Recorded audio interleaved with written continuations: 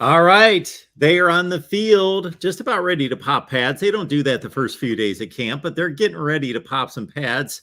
Red on red, GBR all over the place. Yes, Nebraska week 0, meaning they're on the field in front of just about everybody in the country. And we've got training camp reports. How about that right here at the Voice of College Football? Nebraska live for the next 60 minutes. And the guy that makes it all work, Greg Peterson. On3 Nebraska. Good to see you, Greg. Good to see you too, Mark. It's always nice to be here in Mr. Rogers' neighborhood. So we're going to get it started right now, right? Practice on the way. And just to correct you, today was actually the first full pads day for Nebraska. So, yeah. Nice. They were popping today. Let's do this before we get started on answering questions and getting your fall camp observations. Everybody that loves Nebraska football, and you know what? Even if you don't love Nebraska football, because we bring in all sorts of college football fans from all over the place that are, yeah, Greg, there are actually people out there that don't love Nebraska football that watch this channel. Here's the deal that we can make. Like we've done this with many other channels that we're close to getting to the point with 1,000 subs. So what 1,000 subs does, folks, is YouTube then says, okay, you're serious about this. People enjoy your content. We're not going to start to push your content out into traffic and promote it and get it out there. So hitting 1,000 subs is key. So everybody get on over to Greg's channel, and I'll let Greg line it up for you in regards to where you need to go to find his channel, to subscribe, and do it tonight. Yeah, I mean, go to YouTube, and it's On3 Nebraska video. It's that simple. It is that simple. So, no, actually, you're showing Twitter. Yeah, I'm showing the Twitter, but next to it, On3 Nebraska, okay, right there. On3 Nebraska video, though. You include the video on there. Okay. Yeah, let's pump that up. Let's get that rocking. Because we actually have 2 channels on the website. I'm not allowed to mention the other one until September 1st. But for the time being, if you want to see all of our coverage, you hit On3 Nebraska video and subscribe to that channel right there. And, we'll love you for life right there. Okay, now I can say it. There it is on the banner, On3 Nebraska video. There you go. Yep. And the reason I bring that up about any college football fans that are watching, because a ton of these people have been so nice to me that even like Miami fans that hate Florida State subscribe to the Florida State channel just to push me across 1,000. So regardless of who you root for, even if it turns your stomach, you're an Iowa fan, you're a Wisconsin fan, whatever, it turns your stomach. Do it for Greg. Do it for what we do here at the Voice of College Football as well, because we're working together.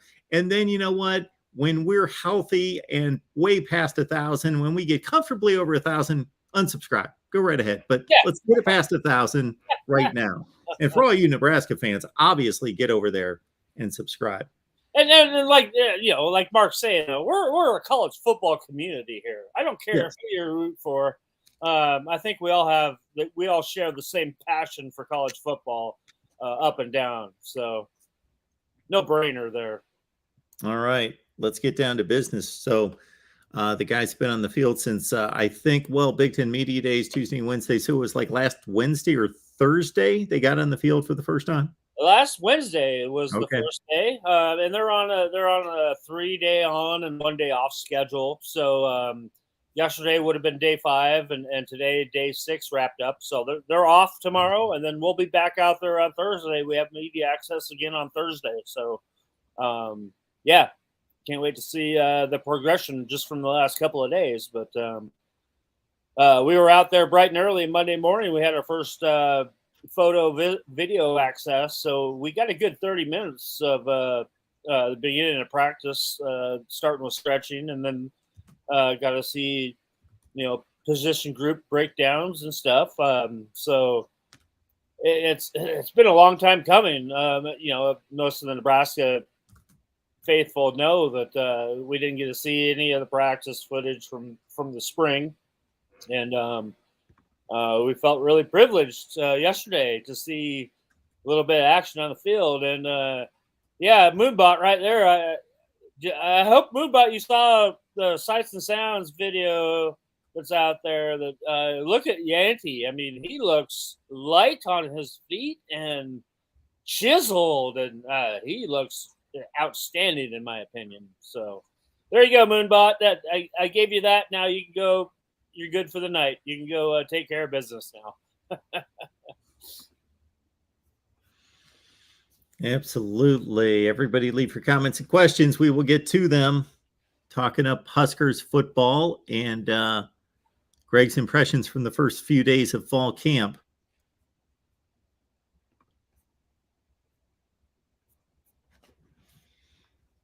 Well, any other takes before we get to any comments and questions? You know what? I pretty much camped out on the offensive side of the ball while I was at practice yesterday.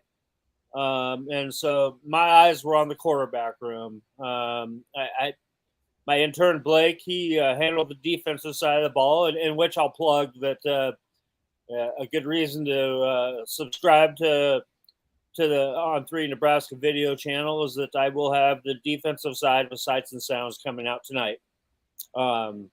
And so you can see newcomers like O'Shawn Mathis and guys like that. But yeah, I was pretty much I was concentrating on that offensive side, the quarterback room, and the wide receivers and the running backs. And it's kind of funny. My takeaway from before we went down after practice was over and we did our stand up to recap the day, myself and Steve Sipple. I just commented to Steve. I said that for a team that had a quarterback room that didn't have much going on there about 6 months ago, that it's pretty stacked, it's pretty loaded, and Steve agreed with me that you might have the best collection of arms in that quarterback room in the last 20 years at Nebraska. It's pretty impressive. And obviously you start at the top with Casey Thompson, Chubba Purdy, and Logan Smothers. And the guy that impressed me the most yesterday was actually freshman, Richard Torres. I mean, he's a mountain of a man to start off with, but he throws a beautiful ball. He said he's got a cannon. I've always known he's got a cannon. I covered him in high school last year. But he really stood out a lot to me. And then, I forget to mention Heinrich Harburg. He was looking really good too. So the interesting thing is Mark Whipple, the offensive coordinator, actually said that Logan Smothers has the strongest arm out of the whole bunch of them. So I really liked what I saw out of the whole quarterback group yesterday. Just slinging it around. I know there was some Casey Thompson had like a banged up thumb actually during the spring ball and stuff, and it kind of hampered him a little bit. But I think he's completely recovered. I mean, he was spinning the ball very nicely, and yeah, the quarterback room to me right now it looks like there's a lot of competition in there, and like I mentioned, I'm pleasantly surprised with the progress that Richard Torres has already shown as a kid that still should be in high school. I mean, he should be entering in the senior year in high school this year. So, yeah, I'm very, very impressed with what I saw from the quarterback room yesterday. Well, let's dig right into it. We've got the guy here that has so many letters and numbers on his handle that I can never make through. We'll just say 1998. Any good reports on defensive tackles, Devin Drew or Stephon Wynn? Remember, everybody, when you ask these questions, it's very early. Yeah. No, you know what? Yesterday, like I said, they were still in shells. So the line, it wasn't, things weren't going to get real physical until today, which I wish I would have been out there today, obviously. But all signs point, I mean, O'Shawn Mathis, Stephon Wynn, Devin Drew, these are seasoned veteran guys that have played a lot of college football already. So I expect now with pads being on and we're full go, good on good. I really expect that defensive line to start taking shape and in turn help out that offensive line start to gel as well. Because we, switching the sides real quick, not trying to dodge this question here, but we got our first look at the offensive line as well, with kind of the hierarchy that's going on there right now too. But the defensive line, I think is in good shape. There's some unknowns right now, but the bodies that they've filled positions with on that defensive line really, really bode well for what Nebraska does on the defensive side of the ball. And I got to think that Coach Shenander is just sitting in his basement right now, just kind of chuckling about the kind of talent that he's assembled there on the defensive side of the ball right now. All right. That was that question. Offensive line. Again, this is going to be more of a conversation as Greg gives his opinion on these various units. It's going to be a little teeny bit about what's happened. It's going to be more about the same things we've been talking about, but finally we got guys on the field and they're practicing and getting after it. And first and foremost, stay healthy, guys, for the next 4 weeks more than anything. But it hit me, and I sent out a tweet, and somebody pointed this out to me during our last show, that they said, it's very simple what you tweeted, Mark, but at the same time, it made this particular person stop and think, because yesterday I said, it's August. And then I said, we've got football in August. Yes, we do. It's coming up quicker than we think. Absolutely. That's kind of the nice thing about it too. And then you start thinking about, this really doesn't factor into Nebraska football much, but I was just talking to a colleague yesterday at practice, and because some of the high schools have already started practicing, in particular the ones that are playing in a week 0 game in high school, which I was like, does that take place while we're in Ireland? No, it takes place before we go to Ireland. So we're on an accelerated schedule right now that likes that we've never seen before. So we're getting football earlier and earlier every year now, it kind of looks like. Dirk GPR let us know that he's finally made it to the live chat. He says he watches us all the time on the replay. So we got here live. Any idea what kind of package Coach Chins has in mind to get Mathis, Nelson, and Tanner on the field at the same time? You know what? I think that you're going to see those 3 guys on the field at the same time.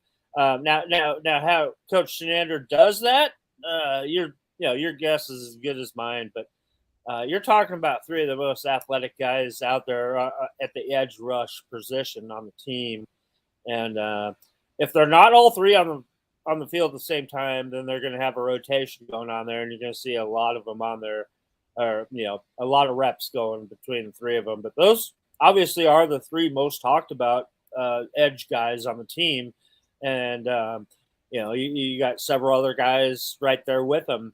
But it's going to be interesting to see how this all plays out. And the nice thing about it is that it really starts to show the depth that Nebraska has accumulated just in the offseason at that position, which now obviously kind of leaves in question the interior side. But it's kind of cool that, Ty Robinson, he's definitely taken over that leadership role. I noticed him out there in warm-ups yesterday. He took charge, and he was the guy facilitating, everybody getting into calisthenics and all that out there, with where the captains are located at. And he called himself not really a vocal leader, but more of a leader by example. he referred to himself as a henchman, which I thought was pretty funny. I likened it like a goon in the game of hockey, right? And then in turn, he talks about his brother Nash Hutmacher, who we all know who is a big physical beast of a man that is chomping at the bit to get his turn. And he referred to Nash as his intimidator, his bouncer. I mean, so yeah, when you think about the picture of physicality, Nash Hutmacher is what comes to mind, because he's a big old mean nasty dude and he's ready to get it on. So yeah, I'm really liking what's going on right now on that defensive line across the board. Especially with Nebraska switching to a 4-3 finally, which makes Cornhusker fans across the globe extremely extremely happy. So yeah, you know what, we could be in store for something special here, but it's like I said, it's a work in progress. But with one little glimpse of 30 minutes in my eyes, I really like what I've seen so far. Greg, our guy here, Matthew, is noting the decommitment of Ashley Williams and just wants to know Don't worry about it. What happened there. Don't you worry about that. It was expected. Okay. I'll let you in on a little secret about Ashley Williams' recruitment is that I probably shouldn't say this, but I will go ahead. There's a Mickey Joseph commitment that kind of went outside of bounds of the rest of the coaching staff, and it was not well received throughout the rest of the coaching staff, going all the way up to the top. So, it's not a big deal in Nebraska's eyes whatsoever, and it's kind of it's for the best. We'll just put it that way. It's for the best for both parties involved. This is always a question with a lot of guys leaving. So you got like guys leaving, then you got some guys that were expected to do something that for whatever reason are a bit could be classified as busts. Then you've got personnel losses through graduation plus the NFL. So who could be emerging leader? Somebody in the chat wants to know about the wide receiver room in particular, but you haven't seen enough to try to gauge that. But if you piece that together with what you've heard, you getting a feel for anybody that's stepping up? Well, very interesting question. And if you go to on 3 Nebraska video at YouTube, you can see the press conference videos from Mickey Joseph and Trey Palmer was there, and we've kind of talked about this. Now, yesterday was a very, very poor day in the eyes of Mickey Joseph for his room. He quite frankly came out and said the DBs whooped their asses yesterday. He was not happy. Absolutely not happy. Mickey's a guy that is a competitor, and when asked, this is a direct quote from Mickey Joseph being asked yesterday, who's the most consistent guy in your room right now? And he said, me. Me, Mickey Joseph. I'm the most consistent one there. And so if that doesn't open your eyes, if you're one of those receivers in that room right now, and I'm not sure what's going to open your eyes up. But, he talks about stacking days. Stack a day. You get better and better each and every day. You stack those days.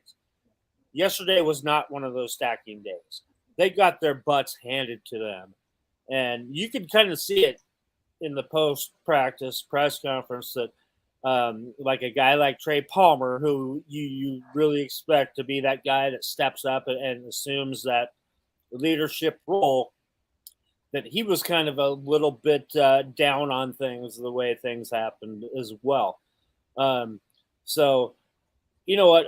It's obviously a very talented room. And I think there does, at this moment, I don't think there is a clear cut leader in that room. I mean, you can go, Omar Manning's a guy that you might think is going to be that guy. Oliver Martin, another guy. Trey Palmer, like we just mentioned. Right now, I don't think there is that clear cut leader in that room. But you know what? I guarantee you that Mickey Joseph is gonna create at least one or two guys here in a short period of time, because if you listen to Mickey Joseph talk, if you don't want to go run through a wall after he's talked to you, then you got something wrong upstairs there. So I'm not worried about that room whatsoever. They had a bad day, but their leader is a guy that doesn't take no for an answer, and he's going to have them coming out and swinging. I guarantee that. Nebraska fans, you're crazy about your football. Like Greg said off the top when we were talking about getting on over to On3 Nebraska Video, hey, we're college football fans. We're crazy about our football as Americans. But you know what? We love our country even more.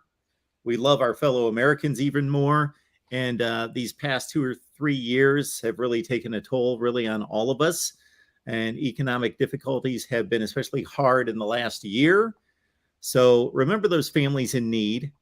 We got to support each other. The fine folks at Gene Arthur Associates are doing their part, and I'll tell you a little bit about it here in a second. So now when you partner with Gene Arthur Associates Insurance, you basically give back to those families in need, and most importantly, those children who need it most. Gene Arthur Associates, their link is in the description section. Check them out for homeowners, property insurance, auto, of course. If you've got an RV, you've got a boat, whatever you've got, blanket, umbrella coverage. And again, get a quote. It can't hurt. Get a quote. And just to back up the claim that they're making right there, they have 2 specific foundations where part of your policy balance goes right into those foundations. And they've got 23 families that are waiting for financial assistance. So they are doing good work. So, hey, see if you can get a better quote on your insurance, and check it out in the description section down below. All right. Who else is on the line? It's good to see a lot of people are saying, hey, we're here for the first time live. Awesome. Love it. The receivers got their butts kicked. Yeah, this is going to be interesting to see now, because Mickey Joseph is going to be asked about this in the future. If he doesn't say anything, he's going to be asked like, okay, you told us a week ago you were getting your butts kicked. What's been happening in the last week? Yeah, you know what? And unfortunately, that might have been the last time we get to hear from Mickey Joseph for the rest of the season. The way they've kind of mapped things out. Oh, yeah, with the coordinators taking on. Right.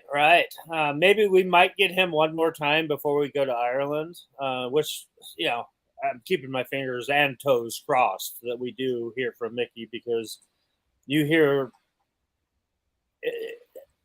it's hard to explain with the amount of information that I get from coaches and left and right. But Mickey Joseph is a special kind of a guy. But like I said before, you know what? I'm not worried about that receiver room having a bad day like that, because their leader is not going to let them just dwindle. And I mean, he's going to make them bounce back. So that would have been nice to be there today. Seriously, to see kind of what happened, especially in full pads today. So I don't know. To me, I think that's more of a Mickey just trying to light a fire under his room, because it was just kind of a down day. Other than yesterday, all signs have pointed to that they have been stacking days, like we talked about, and have been getting better and better. So it's a talented room. Don't get me wrong. There's a lot of different weapons that they can, deploy there from that room. So I expect that to end up, sooner or later being, one of one of the better weapons on that offense under Mark Whipple. Absolutely. Appreciate y'all being here. And I mean, if I just want to keep rattling off on observations, I mean, the running back room to me, boy, these guys look like they've put a lot of work in over the summer, conditioning wise, lifting. The whole group, they look faster, bigger, faster, leaner than I remember. I think off the top of the show there, I gave Moonbot that little nugget about Jacquez Yant. My goodness, I almost didn't recognize Jacquez Yant yesterday. He looked more like a tall, lean guy than the bruiser that we've been used to seeing. And once he got his hands on the ball, man, he was trucking. I mean, I was super, super impressed with Jacquez Yant. Like I said, it was a limited sample size we got to see yesterday, but all signs point to me that that room looks like it's going to be very, very competitive. All the way through fall camp here until they go over to Ireland to play Northwestern, and I don't think we'll find out who the starter is going to be until then. And Coach Frost has already said that they're going to keep everything very close to the belt. They're not going to release a depth chart right up until probably that trip to Ireland. So, everybody's going to be in the dark pretty much who the ones and twos are, but, educated person can kind of figure out who those ones and twos are just by amounts of reps and what you do limited see, what you see limited in the opportunities that we get to see things. So, it's going to be that's the way it's kind of been already that we've seen through the spring and the fall, that they're keeping things pretty close, pretty tight in house, and not trying to let anybody see a little bit too much with the whole new system that they've implanted here after hiring Mark Whipple and company. Big Homie says, how can this be the most united group according to Frost when we have like 17 portal guys? Well, before Greg takes off on this one, I would just say that basically these guys, there's not a football season anymore, and it hasn't been for a long time. Yeah, they have spurts of breaks throughout the year, but they're a team all year. They're together all year. These transfer portal guys came in a long time ago. They've had 4, 5, 6 months to gel, and young people especially, they can gel. Shoot, most of them knew each other from high school, and they got with social media. They known each other for them what considers to be a long time. So I'm just saying, not that it doesn't help to have that extended time together and have veterans come back and all that, because that still means something, but I don't think it means as much as we think.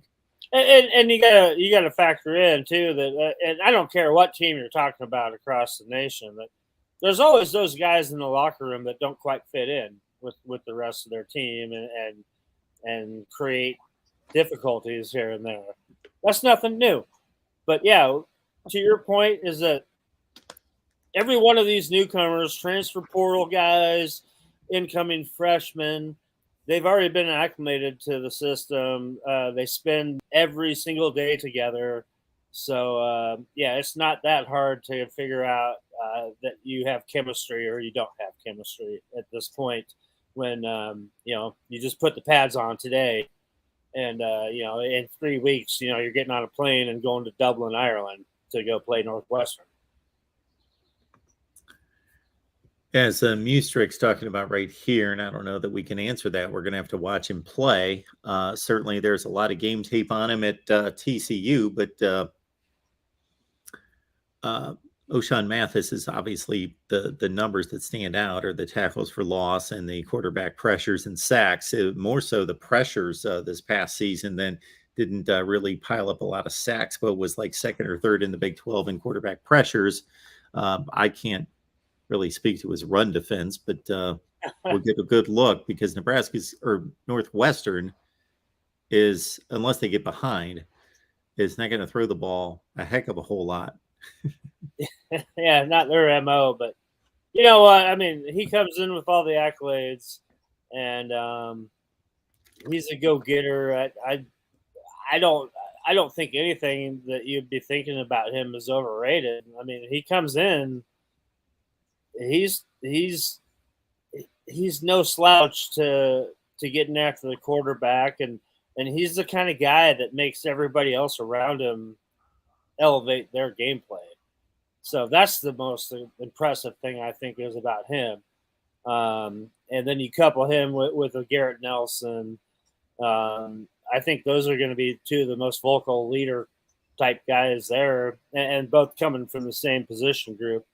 So, and then Caleb Tanner, another guy that's really, I think, is set to really have a big time season as well, having all this other help. So, you know what? I can't wait for them to actually get out on the field for real and go against somebody in a different color uniform and actually see how this all develops. But I gotta tell you, just off the cuff, it's a pretty impressive looking group of guys.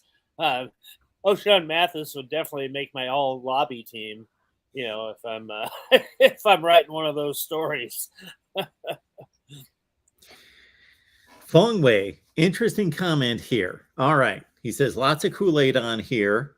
I'll know within the first 15 minutes of the first game whether they've managed to clean up the sloppy mess that I've been witnessing the past 4 years. So again, before Greg takes off on it, because he's got the Nebraska side, I'll take the neutral side. So no Kool-Aid from me, because sorry, Nebraska fans, because I love you being here, supporting the channel.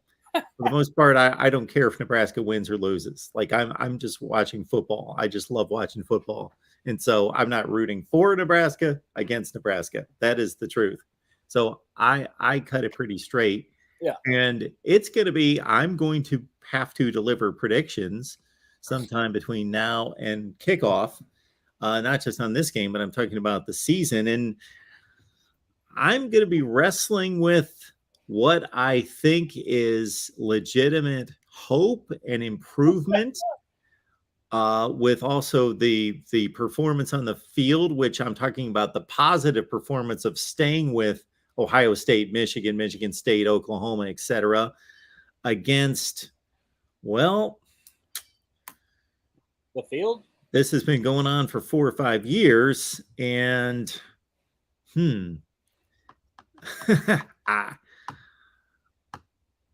So I just think it's almost mathematically impossible for them to go 3-9 again. I agree. So that's pretty much out of the question. But how good are they? You know, I'm going to be wrestling between about 6-6 and 8-4. That's where I'm going to be. 7-5 feels like a comfortable spot. But we've talked about this before. I mean, if you start out those first 3 games of the year, if you start out 2-1, you start out 0-1, and then end up 2-1 going into that Oklahoma game, I think you're destined for a poor season. Now, if they start out 3-0 like they should, then look out. They're positioning themselves to have a pretty special year. Yeah. So, well, we've got to, let's not even bring that conversation up until we see them play in Dublin against Northwestern. And I'm not talking about they don't have to destroy Northwestern. They don't need to win all 3 of their first games by 40, 50 points. You just can't struggle in those games. Yes. You got to win by a comfortable margin. And I think if you do that, you give a lot of confidence to these guys that, quite frankly, aren't used to winning. That might be the biggest obstacle that you got to overcome, is to know what it feels like to win ball games. I mean, yeah, you know what it feels like to play Ohio State and Michigan to the end and compete your butts off, but end up on the losing side. You already know that. Now you got to start you got to experience the other side of that, the winning side of that, and get that culture back to Nebraska, where in the past years when it was not acceptable to come out of that locker room and lose a ball game. I mean, you expected to beat everybody on your schedule, and not just beat them. I mean, beat them down. And that's the thing that Nebraska fans have been waiting, chomping at the bit to get back to. And I mean, obviously, with the times now, you're not going to see that type of a program anywhere anymore. But just to get back to at least a little bit of that, where the culture, when your players expect to win each and every game, they go suit up for battle to go into. And I think that's just the biggest thing that young people right now don't really understand a lot of that. And you can teach them all that culture as much as you want. You can show them all the film, but until you feel that sensation out there on the field, you're just not going to get it. Here's my take on the first month. So they've got those first 4 games before October 1st. They're all September games, August, September. Okay. Like you, now I rarely do this, but after they lost to Illinois last year, I don't ever remember doing this. I'm not one of these people that, oh, the season's over. It's August 28th. The season's over. Like, I never do that. I think I thought that. But I thought, I looked at that schedule and I thought they couldn't lose that game. The schedule's too hard. And I couldn't find a path for them to get to a bowl game after that. I'm like, they needed to win that game. So this Northwestern game, even though the schedule's easier without Ohio State, Michigan State, still that's a Big Ten game. Yeah. So if you're just talking about the math of you got to have this many wins and you got to compete in the Big Ten West. So you got to beat those teams. It makes total sense. But yes, the psychological part of it, because of what this team's experienced, it would be a complete. I think it would be a disaster if they lose to Northwestern. I think your ego kind of just is destroyed at that point. I hate to say that, it's only one game into the season, but I mean, just like you said last year, they end up and lose to Illinois, which. I mean, starting the season with a loss in conference. Yeah. That's just, you can't do that. I mean, because you're playing catch up the rest of the year, no matter what. I don't care who you are. You're always going to be that one game behind somebody, and unless you surpass that. So, it's just, you've got to get off to a good start and keep everybody involved and positive in the program. And we just haven't seen that in several years now. So for me, a solid first month, and they could do better than this possibly, but I would think that this is a good solid month to get them into the season would be, they should beat Northwestern in a solid game. I don't expect them to blow their doors off and win like they did last year, 56-7. Or if they do, that'd be phenomenal. But I also, if they win on a last second field goal, hey, they've grabbed a conference win and they got the season started. Hey, great. Yeah, that's still. And you got to think about the Northwestern Nebraska series. It's usually almost true. So, and Northwestern, for as much as they were bad last year, and it doesn't look like they're going to be that much better this year, and there's a talent gap and all that. They're going to know their assignments. They're going to play smart. They're going to play scrappy, all that. But I'm looking at Nebraska like a solid performance. Like they win this game like 30-17. Like it's a solid like 10 to 2 touchdown win. Yeah. And then the North Dakota and Georgia Southern games, like you say, on one hand, you can't take a whole lot from them, but at the same time, you would think that they're going to win these games 38-10, 42-10, that kind of score. Yeah, I mean those are two games that you're actually starting. You're trying to get a lot of looks at different personnel, and see what you got there at backup roles and stuff. Ideally, because you don't want to be in a dogfight with North Dakota going into the fourth quarter. I mean, we all know that, but I expect them to handle business there, obviously, those two games, and not be overlooking Oklahoma. But I mean, I think that after week one with Northwestern, if they can come out of Dublin with a win, they fly straight back here after the game because there's no bye week. They're strapping it up on the following Saturday, and I think if they get through that 3-game stretch, and obviously they're going to be favored in all 3 of those games. Oklahoma, I doubt they would be favored in that game, but I would give them a puncher's chance. Oh, absolutely, yeah. But then you look at the rest of the schedule, and they should probably be the favorite team most of the way through there. Until you get to a couple of those heavyweight games.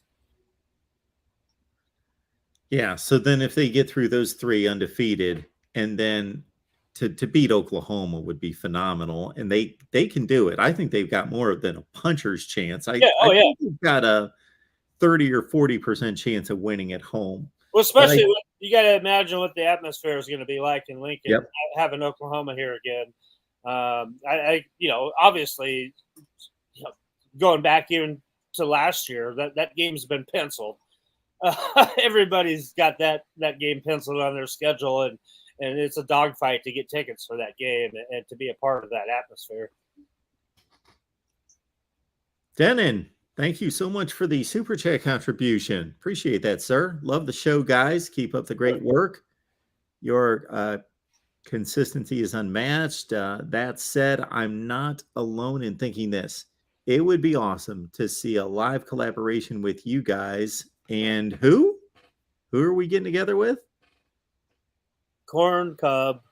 The Hawkeyes. Oh, okay. Okay. I guess. Yeah. What are we going with there? Denon, leave your whatever collaboration you're looking at. We could possibly look into. Absolutely, we could. We know people over there across the river in the media corps over there. Not a problem. Chase didn't like my take on the season. He thinks that the Huskers are playoff bound. Boy, wouldn't that be fun? I would love that. How long have I been doing this? And I've never been to a college football playoff game yet.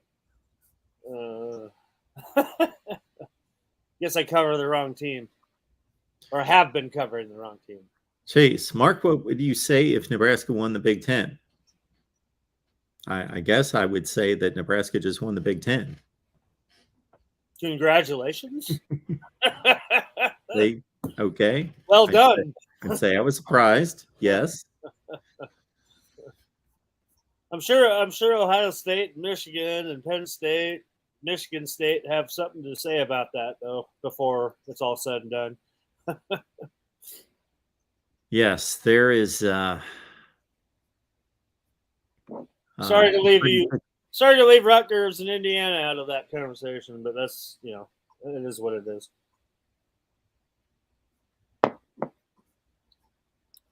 Ed says Nebraska hasn't done anything to make me believe that they can't go 12-0. I love the optimism there. That boy, Ed. Hey, we'll see. I mean, you don't know until you get out there on the field and play the games. So, obviously, a work in progress, and I think that the whole Nebraska coaching staff and the players are very confident in what they're trying to accomplish, and I love the morale of what's going on there across the board. So, hey, right now, it's great. But, we'll see how it goes after the season gets underway. I will be a little surprised if it's anything better than 8-4. And I will be surprised if it's anything worse than 5-7. That's what I'll say. I don't know. 5 wins to me sounds like you really got to mess up to end up with 5 wins. Yeah. Yeah. I mean, when I look at that schedule, I mean, you got to be really, really bad to end up with 5 wins. I hope I'm wrong. I mean, Yeah, they should have 5 wins in the first 6 games. exactly.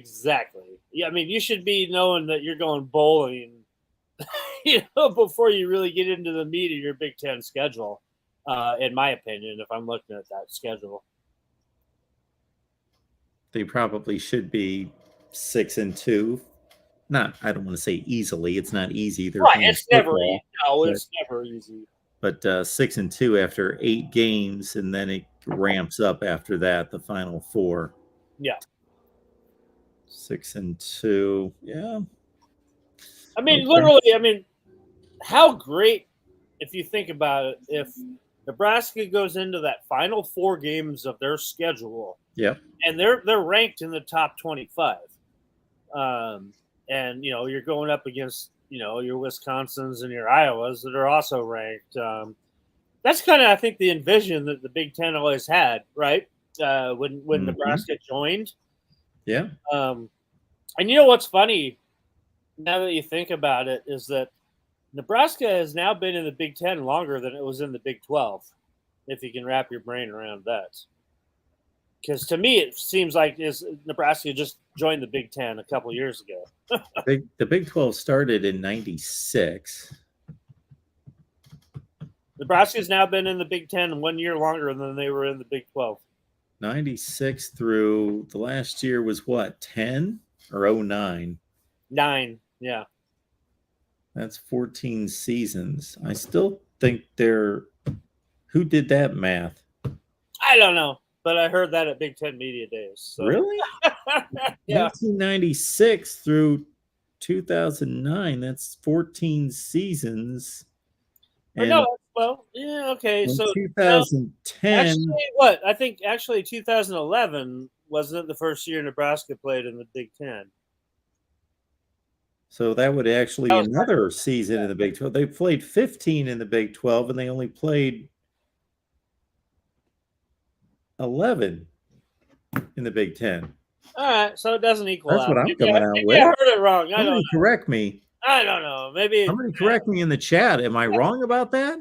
1996 through 2010 is 15 seasons. And 2011 through 21, that's 11.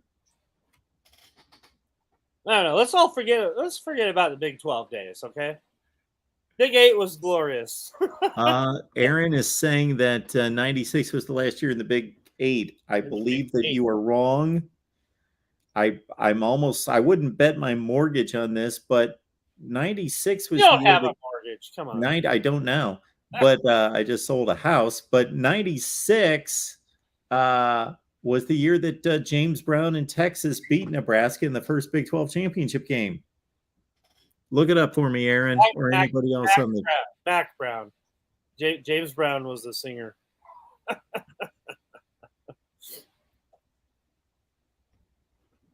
There we go. Thank you. LSU versus FAR.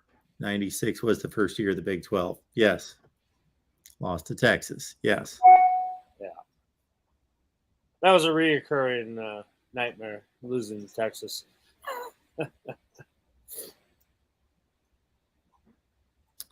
And Mac Brown. But Denon, we thank you so much for the super chat again. You didn't need to get my attention with the super chat, but we appreciate that. So I've never seen that before, Denon. Corn crazed. That is awesome. You need to monetize that right now. Copyright that. Monetize. Corn crazed. Well, I take it it's some kind of channel. Oh, it might be. Yeah. Well, it's a great saying. I mean, I've never heard that saying. So. Yeah, they're on YouTube. Yeah. There you go. Nice. Like well, subscribe to that right after you subscribe to on 3 Nebraska video on YouTube. He probably is if he's asking us to collaborate with them. All right. Yeah, we can have some folks on. Hey, the more the merrier, right?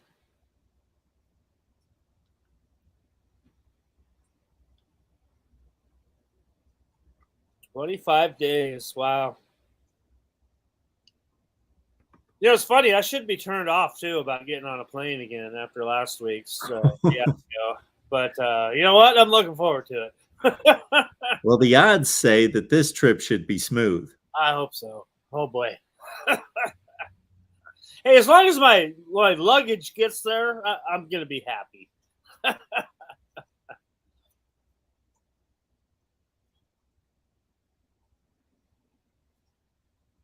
All right. Hey, those are a lot of good running backs right there that David's putting out there.